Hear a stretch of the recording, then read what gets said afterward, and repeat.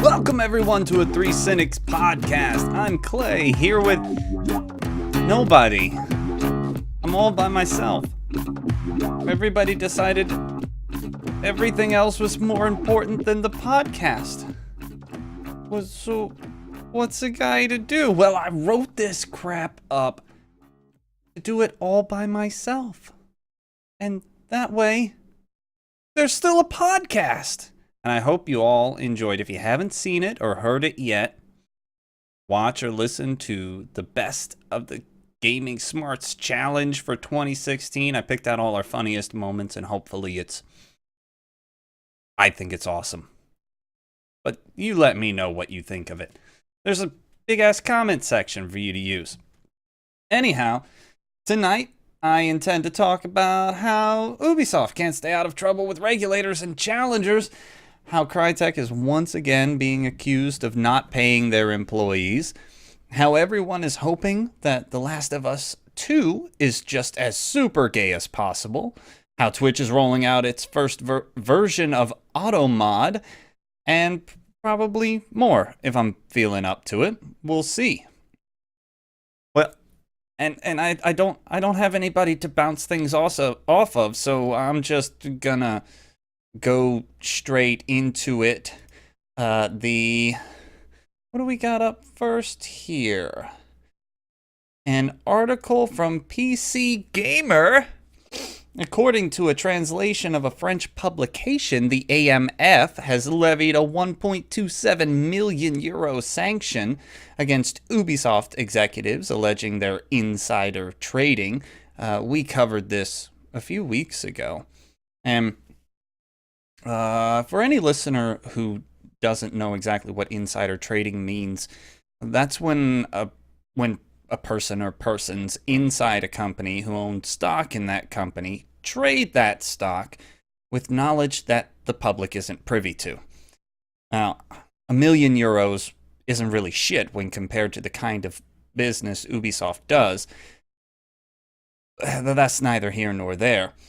And of course, Ubisoft is appealing the decision, I imagine just because paying it would make them look guilty, and they don't want to look guilty. Appealing at least once and then paying when that doesn't work out makes them look less guilty or even less than guilty. In summary, here's what happened. Back in 2013, 5 quote-unquote team members sold stock in the company just before the company's head announced that 2 games, The Crew and Watch Dogs, were to be delayed. That announcement caused Ubisoft's stock to drop dramatically, and the AMF alleges that those who sold knew that the announcement was to be made. Ubisoft claims that those particular people could not have known about the announcement, and inasmuch are innocent of the allegation. So, what's to say about this? Do I think it's possible that there are a few unscrupulous people at Ubisoft? Yeah, why not? But that judgment of unscrupulousness depends on how you feel about insider trading. Mark made a good point to me last time we talked about this exact story. He said something about how it's weird that you can trade stock anytime you like, except when you know it's a good idea. I kind of feel the same way, but I think the laws are in place for good reason. I'm sure there's a shady past around insider trading that justifies the regulations. As far as how this affects Ubisoft's game making, personally, I think Vivendi is more of a threat than the AMF. Ubisoft has a way of doing things, albeit sometimes a less than pleasing way, but that's sure to change for better or worse if and when Vivendi gets their hands on your favorite French company.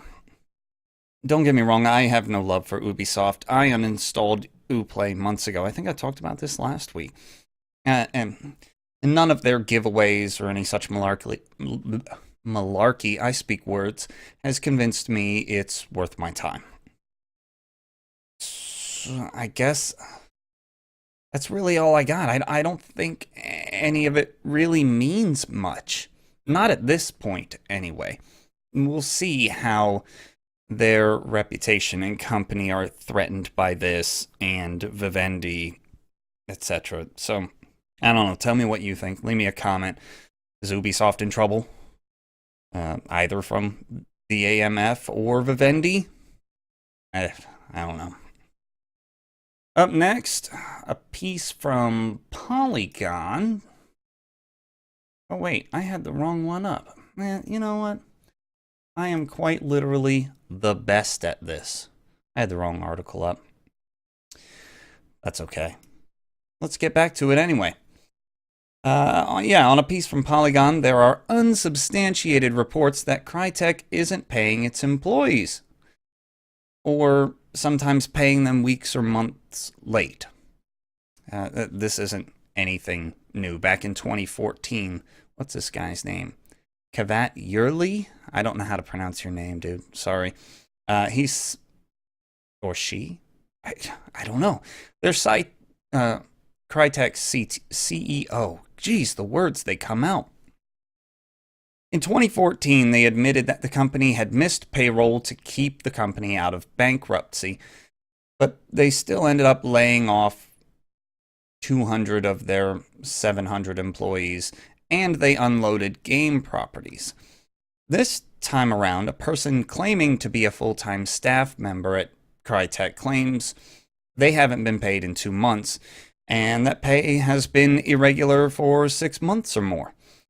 As I said, none of this has been corroborated as of this recording, but I think with Crytek's track record, we can keep the grain of salt pretty small. It seems that their money troubles extend to all of their studios and subsidiaries, because there are unnamed sources saying Crytek is looking to sell its Bulgarian studio, Crytek Black Sea. Hold on, I need a drink. I'm thirsty.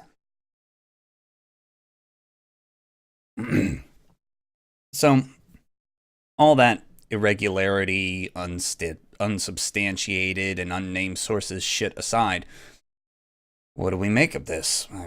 What has changed at Crytek? It's a 17-year-old company that has had so much success with both games and licensing their game engine. Well, I did some work and looked at their publishing history for some clues. I was kind of surprised. The last time they had something of critical success was back in 2013 with Crysis 3. But of course, critical success means much of nothing in the realm of money-making machines. I couldn't find any hard numbers, but Crytek's CEO was once, quote, frustrated with the sales of the game, according to Gamasutra. So that doesn't bode well. What else is there? 2013's Warface, a joke of a game that Nate and I played for an hour, and Rise, Son of Rome, a controversial title that no one is throwing sales numbers around for, and other than a 2014 iOS game, they've done nothing in the world of game making. So what about all that sweet, sweet engine licensing cash?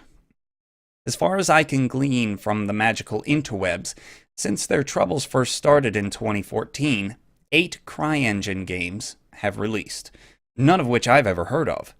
And there are many coming. But what does that add up to? A Crytek license used to cost more than $1 million, $1.2 million, I think. But early in 2016, with economic pressure mounting from cheaper or even free game engines, Crytek announced that they would introduce a pay-what-you-like model. What the fuck does that even mean? I can see how everything added up, sort of. With EA developing pretty much all of their games on DICE's Frostbite engine, I think they're up to Frostbite 3, which is, in my opinion, far superior to CryEngine, but that's whatever. And people like those at Respawn modifying the Source engine, for fuck's sake, into something useful. Bethesda's still leaning on the Creation engine like some kind of withered, listing, choking locomotive, and every shithead wannabe game developer turning Unity into a joke. Where does that leave Crytek? Who needs them anymore? I don't know. I can't figure out how they're making money. I mean, obviously, if reports are to be believed, they aren't making enough.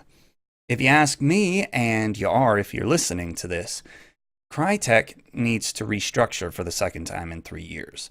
They need to reposition themselves in the current gaming market. I don't really see any other way about it. Unfortunately, that'll probably mean more layoffs, but you gotta do what you gotta do. What do you guys think? Let me know in the comments. If you have any idea how they get out of this mess, I'm happy to hear it. Okay, what do we got? Waypoint, let's see. Oh yeah, and I intend to do this whole thing this way because I don't have anybody to. I don't have my brothers to entertain you further, so I'll just give you my opinion and move on. Okay, super. All right, in an article from Waypoint, which is Vice's rebranding, I found this article titled, "I hope The Last of Us Part 2 is super gay." The game was teased at the PlayStation Experience, aka PSX, aka PlayStation Advertisement Extreme, and Waypoint's Danielle Rendo, hope I got that right, Danielle, is super excited for just how homosexual the game could really be. That's cool, I guess. I don't really have any commentary on sexuality in games. I don't care. But I do think that Danielle is setting herself up for disappointment. Don't get it twisted, as Mark would say. I gotta channel him some way.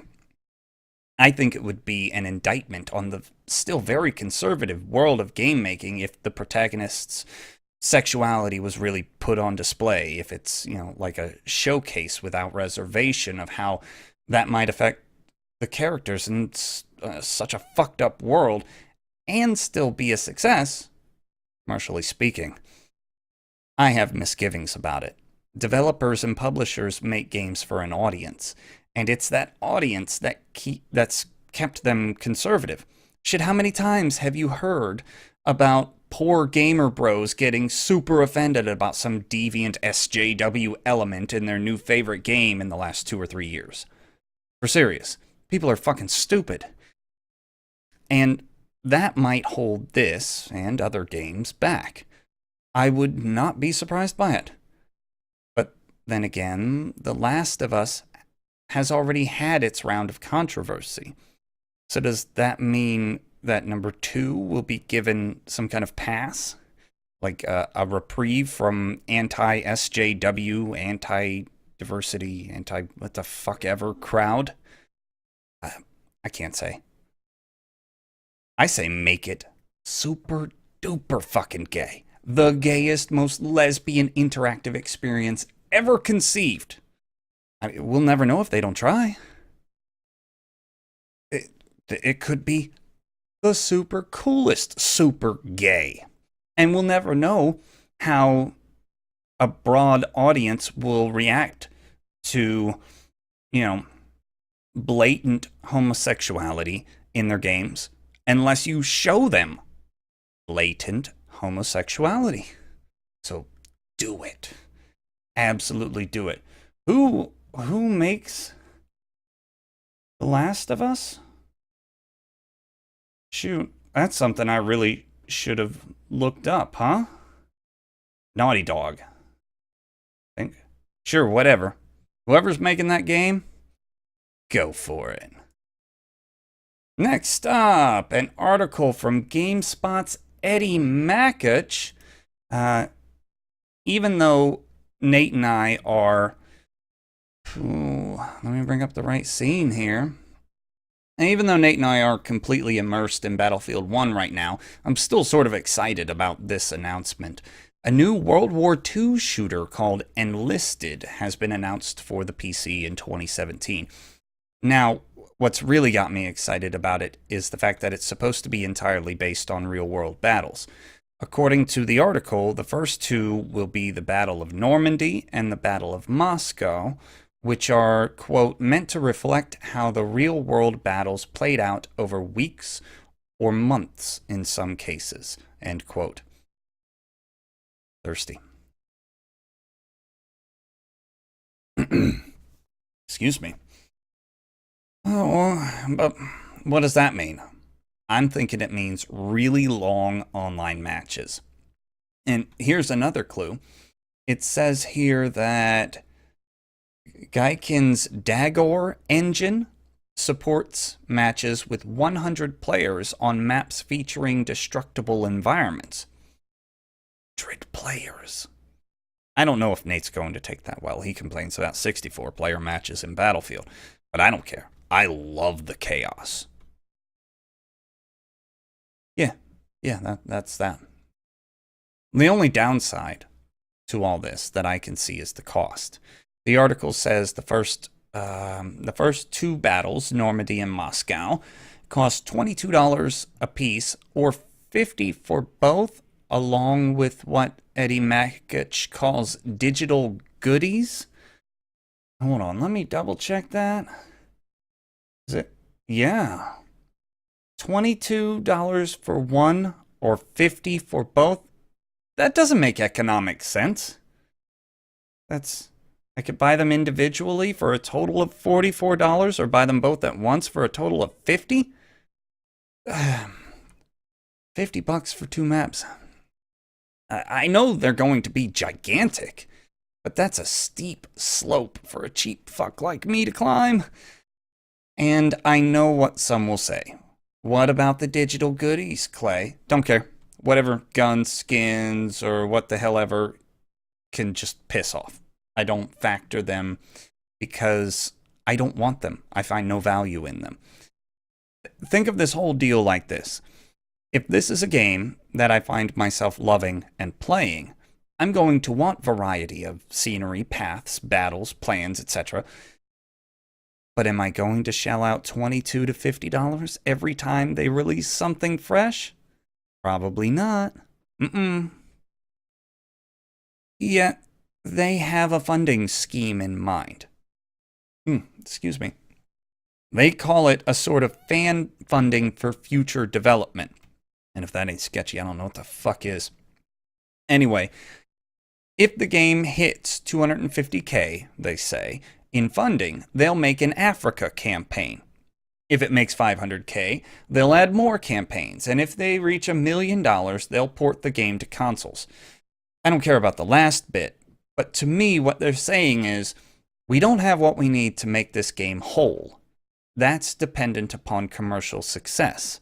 And in that light, I can see people paying $50 for half or 1/3 of a game and never seeing the rest of it if too few others join them. I can't place any sort of faith in that. You throw $50 at this company in the hopes that a ton of other people throw $50 at them so that they might do something more for you. That's paying for wishes and dreams. Then again, I'm a cynic and a pessimist. So, are you going to help Darkflow Software get this shit going? Tell me in the comments. Are you gonna pay for wishes and dreams? Because I don't think I'm going to. I might pay for a tiny wish and dream. I might pay $22 to see what the game is like. Then again, maybe not. I don't know. Alright. Another sip. I'm losing my voice. Oh, I wrote in a little break here. I wanted to mention another podcast, as I usually do, or I've made a habit of lately. Freakonomics is doing a series on medicine and healthcare titled Bad Medicine. If you've never heard of Freakonomics, it's an NPR podcast, and you know NPR does fabulous work. It's all about how bad studies and jury-rigged studies make for bad medicine and bad practices, and how bad practices tend to linger a lot longer than they should, simply out of tradition. It's absolutely fascinating. If you have any concern about the welfare of healthcare where you are, I would take a listen to Freakonomics Bad Medicine. All right, back to gaming. Here we have an article from Destructoid that describes. Let's see, what do we got here? Oh, that's right. How Turtle Rock is making another cooperative shooter. This time free to play from the start. Now, I don't know how smart that is. I don't know whether they'll succeed or not. That's not what interests me about this article from Destructoid's Brett Makedonsky. Man, you guys, everybody we reference, you got impossible friggin' names. Well, Brett, email us. Well, you can tell us outright how to say it. Anyway, what is more interesting is what Turtle Rock co-founder Phil Robb had to say about the AAA game-making industry and what they've learned from it. From the article, he said, quote, "If I was going to boil down our key learnings into one thing, it's that AAA boxed product is just not a welcome home for independent developers. It's not how a nearly impossible... Wait a minute.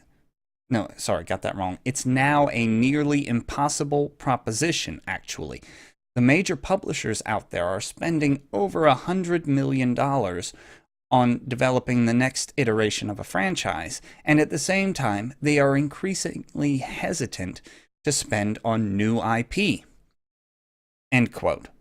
So he gives yet another example of how big publishers have become risk-averse simply by the amount of money they invest in projects. We already knew that.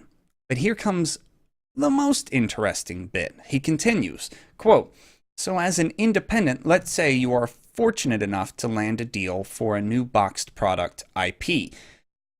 It won't be at a budget which is nearly enough to compete head-to-head against the latest franchise release. At the same time, though, that budget will be high enough that it will make it almost impossible to receive any royalties. So your best prospect in making a new boxed product IP is to hope you sell enough units that a sequel is greenlit, which again will be at an even higher budget than what you had on the first title. The cycle continues, and you still won't be profitable. I think we are now at a point where a $60 asking price will be solely left to the domain of already established franchises." End quote. Now, isn't that interesting? I thought that the biggest publishers were just dummies for investing so much in single products, for putting so many eggs in so few baskets. But I had never thought about how that might affect the developers they contract. I think what Rob is saying here is, suppose you get a contract for a certain amount of money to complete a task. Super. And afterward, you can get royalties for a certain amount of money. Wait a minute. Yeah, you can earn royalties on sales above a certain number of copies after the publisher has made an adequate amount of money. Problem is, as Phil Robb puts it, is that you often won't ever reach a sales number that could result in the payment of royalties because the publisher made a bad estimation of cost and sales to fucking begin with. And the cycle goes on, and independent developers who are dependent on contracts and royalties to be profitable may never be profitable because the publishers have little idea how much they can spend at the outset and how many units they might sell, and it's a giant clusterfuck. That's a lot of ands. I had never thought of the dynamics between those two very different kinds of entities. So that leaves Mr. Phil Robb gushing about how they can get so much more of what they and gamers want from a game with free to play without the restrictions and convolutions that come with a AAA project later on in the article. It's not really surprising that he would leave out the obvious risks with free-to-play games. I know every gamer wants games to be free, but that's just not practical. Games cost money to make, and it's usually a long time before anyone involved sees a return on their investment. There's always the risk of losing money on a project, AAA or free-to-play. But aren't the risks even greater with free-to-play? Am I getting that wrong? I guess you can make a game on a much smaller budget in the free-to-play space. But what if no one likes your game? Or worse, what if a gazillion people download and play your sweet new product, but almost no one wants what you've got for sale in the game? Without an upfront cost, what do you have at that point? Not much. Shit, how many free-to-play games have come and gone in the last 5 years? How many once retail cost games have gone free-to-play and subsequently faded into obscurity? Evolve? Anyone? Turtle Rock's biggest project ever is a prime example. I guess we'll have to wait and see. Every year, a handful of free games hit the big time, while countless others just disappear into the shit pile that is Steam. Maybe this time around, Turtle Rock can make something that really interests people for longer than a few months. Maybe. Who's to say? Anyway, okay, I'll finish up with some rapid stuff. Let's see, what do we got here? The Wii U version of Yooka-Laylee was canceled at the last minute due to technical issues. Not surprising. I mean, from the little bit of stuff that I looked at, they're developing for a gazillion platforms, and Wii U was probably low on the priority poll. Twitch is rolling out an auto mod to help curb the cesspool of filth and harassment that is the chat box. Yeah, finally, the fuck. A California man spent $1 million stolen on the mobile game Game of War. Because of course he did. Miyamoto confirmed that Super Mario Run, the new iOS game, is online only to combat piracy. Again, because of course it is. Some people are scum. Oculus is shuffling around its management and moving their CEO out of the top job. Well, I mean, we tried to warn everyone that the hype for VR was misguided, didn't we? I'm pretty sure we made it pretty plain that VR wasn't going to go anywhere anytime soon. And people just denied it and denied it and denied it until finally the sales figures, or I should say lack of sales figures, proved us right. Anyway, last one. Oh, there's a spectator mode coming to Battlefield 1. Now, if we could only get private matches without caveats, we sure could make some sweet content with such things. Hint, hint. I mean, if DICE or EA is listening, I'll be damn surprised, but there you have it. We could definitely use private matches to go along with the spectator mode. And don't give me some crap about how you can rent a server and start your own private matches. A, I'm not renting a fucking server. That's ridiculous. And B, you can only start a private match in a Battlefield game with 8 players. I'm talking about making content with 3. Me and my brothers. God. Anyways, that's all I got for you this week, guys. Half hour sounds real good about it. Yeah. If you like what you heard, give us a like and do the subscribe thing. And most important, leave us a, what you call it? What do you call that thing? A review on iTunes. Give us all the stars and all that sort of stuff. It helps people find the podcast. And don't forget your, what did we call that thing again? Promotional Tourette's. Nate's idea. He's got, I mean, sometimes he just comes up with some good stuff. I don't know. We'll all be back next week, I think. I'm pretty sure that's how this is gonna go. Next week, enjoy the best of the Gaming Smarts Challenge. Go check it out. Until next time, guys.